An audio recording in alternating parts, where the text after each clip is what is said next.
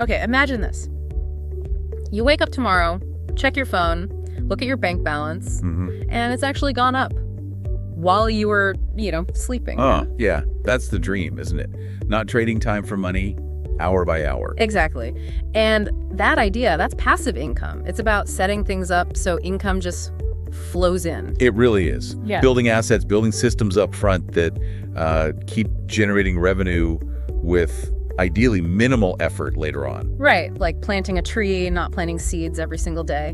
And that's what this deep dive is all about. We've got some fantastic source material looking at 15 passive income ideas. And specifically looking at what makes sense for, say, 2025. Yes, exactly. So our mission here is to break down those insights for you, give you some concrete ideas, paths to maybe build wealth, get some financial freedom. And maybe, just maybe, ditch the old 9-to-5. That's the goal for many, right? So the sources cover a lot of traditional stuff with a new spin, digital creations, physical things too. It's a real mix, basically how to make your money or your skills or your creations work for you. So yeah, get comfortable. Let's absorb some of these key nuggets together. All right, let's dig in. Okay, first up, probably the most foundational idea when we talk about making money work for you. Investments. The classic, dividend-paying stocks. Yes. Super straightforward concept, really. You own shares in companies. Like Apple, Coca-Cola. The source mentions those big names. Right. And when they make a profit, they give you, the owner, a slice of it, periodically, like a little reward for holding the stock. And the key is you get this income without selling your shares. That's crucial. Absolutely. And here's the 2025 angle the sources highlight. It's just so much easier now. How so? Well, platforms like Robinhood, M1 Finance, Fidelity, they make automating your investments incredibly simple. Set it and forget it, almost. Pretty much. And crucially, you can automatically reinvest those dividends. That's huge for growth. Right, so the dividends buy more shares. Which then earn more dividends. Yeah. It's that compounding magic. Start small, maybe, but builds over time. Powerful stuff. Okay, so from stocks, let's move to something more tangible. Assets you can actually, touch. Rental property income. Yeah, the classic landlord model. Buy a place, rent it out, pocket the difference after expenses. Mortgage, taxes, upkeep. Exactly. But what's really interesting for 2025, according to the sources, is how tech is changing the game here, making it potentially way less hands-on. Oh, yeah. Like what? Wow, you've got platforms like Airbnb, Vrbo for short-term rentals, higher potential income maybe. But more work, usually. Right, unless you use the tools. Think automated property management software, virtual assistants handling tenant calls, smart home gadgets. Like alerting you to a leak or something. Exactly, or remote locks. It streamlines things massively. Okay, but what if buying a whole property feels, a bit much right now? Good point. Yeah. The material brings up REITs, real estate investment trusts. Okay, break that down. Think of it like a mutual fund, but for real estate.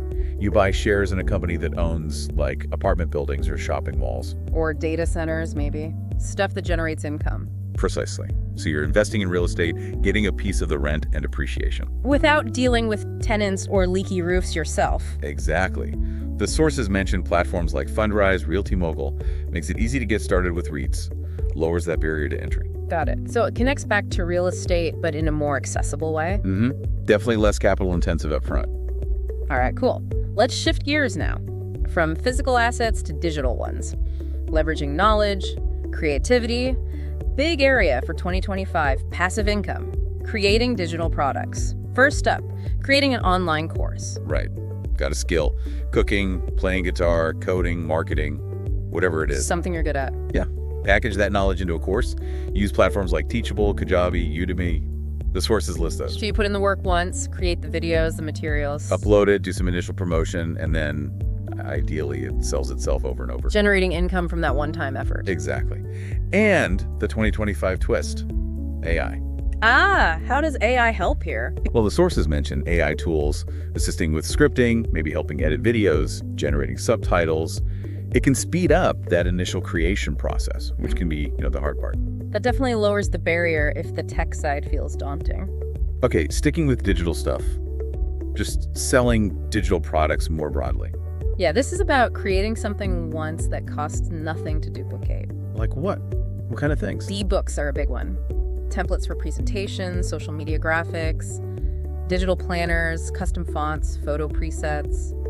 Lots of possibilities. Create it once, sell it infinitely, basically. Pretty much. And platforms like Gumroad, Etsy, PayHip, Yeah. they make the selling part fairly easy. I guess AI helps here too. For sure. AI design tools, writing assistants, they can really speed up creating these products.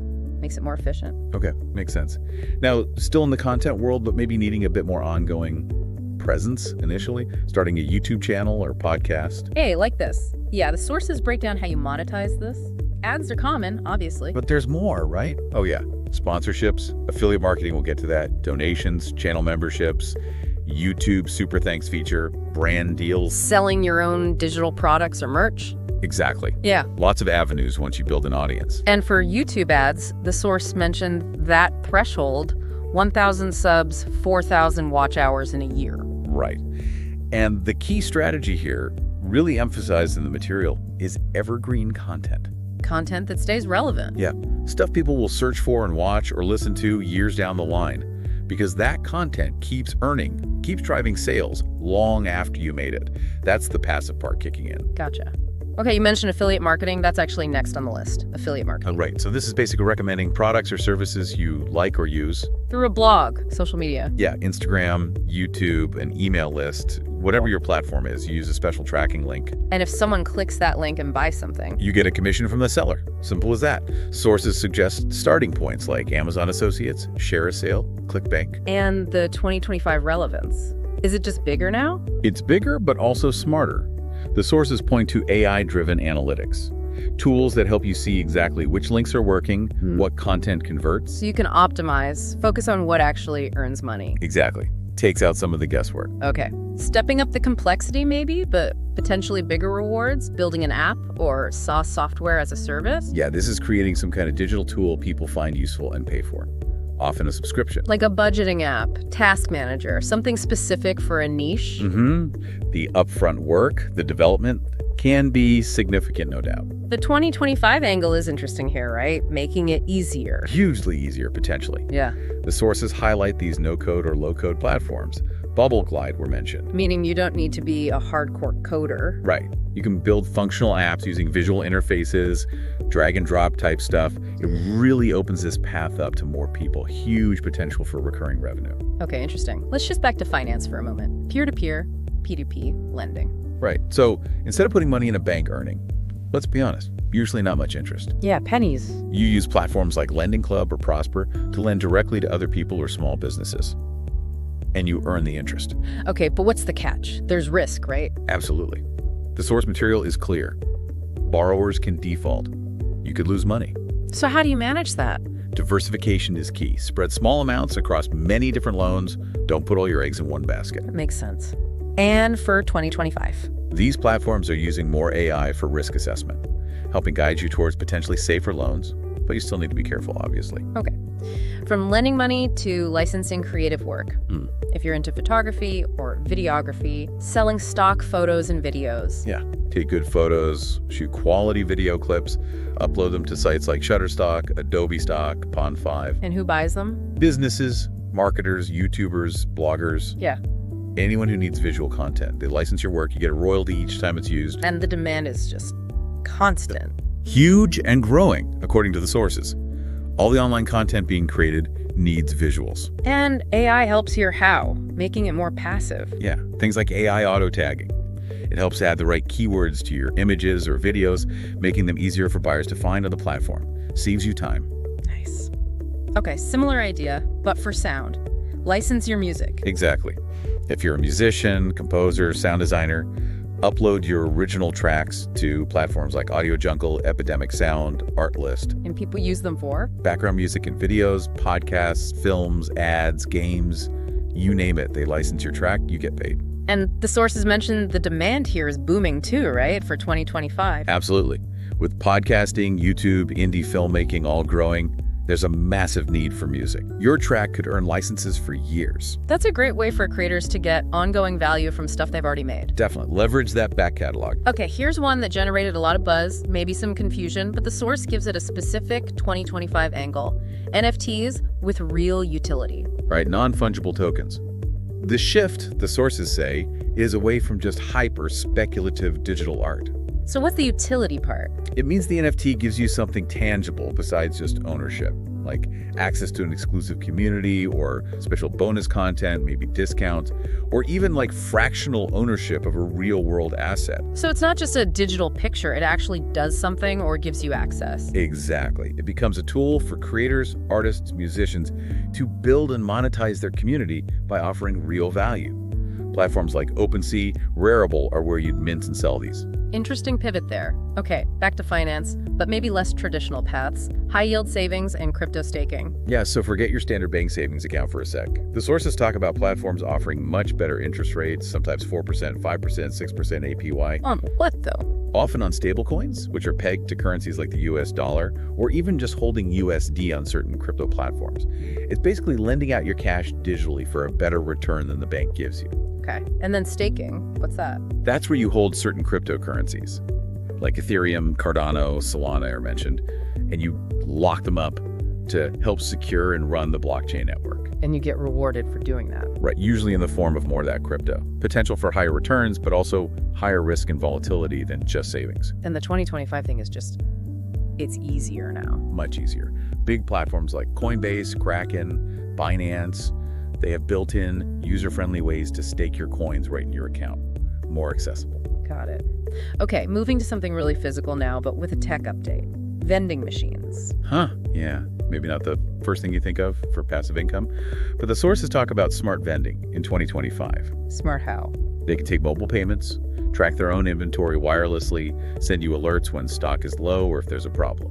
Ah, okay, so less guesswork, less driving around just to check. Exactly. You place them in high-traffic spots, offices, gyms, schools, and the machine does the selling. Your work is mostly just refilling and maintenance periodically.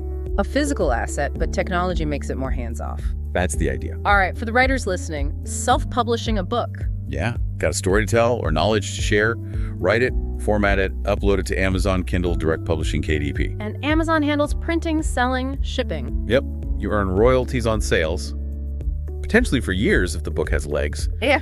And the 2025 assist here is AI again? You guessed it.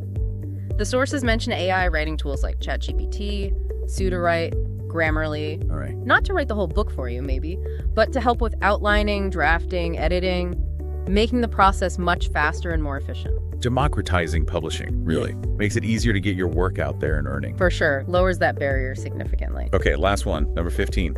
Buying or building a niche website. Right, so creating or acquiring a website focused on a really specific topic. Like, what's an example? Oh, maybe vintage guitar pedals. Yeah. Or best dog parks in California. Something specific that people search for. Okay. And once you have the site and traffic, how does it make money passively? A couple of main ways the sources mention. Display ads on the site, affiliate links recommending relevant products. Like recommending specific dog toys on the dog park site. Exactly. Or selling sponsored posts, or even your own digital product related to the niche. And you can buy these sites already making money. Yeah, marketplaces like Flippa or Empire Flippers list websites for sale.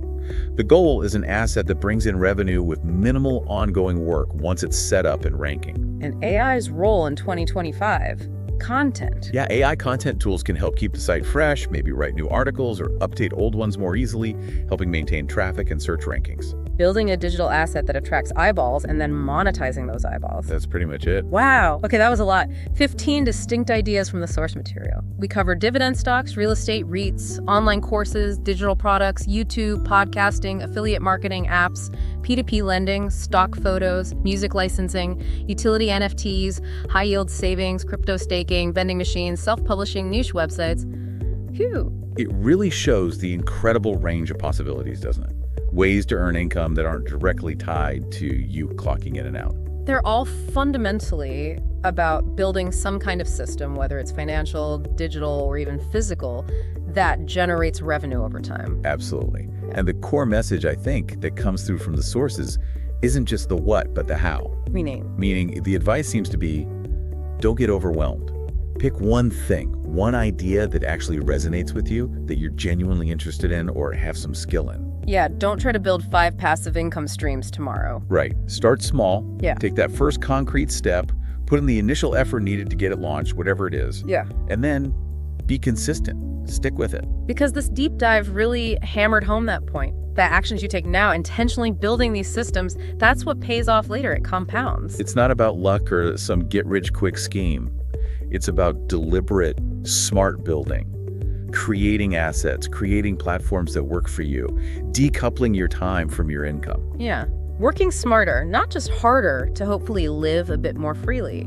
Investing in yourself, really. That feels like the big takeaway. Building systems by design, not by chance. Well said. It's about intentionally architecting a future where your effort keeps paying dividends, literally or figuratively.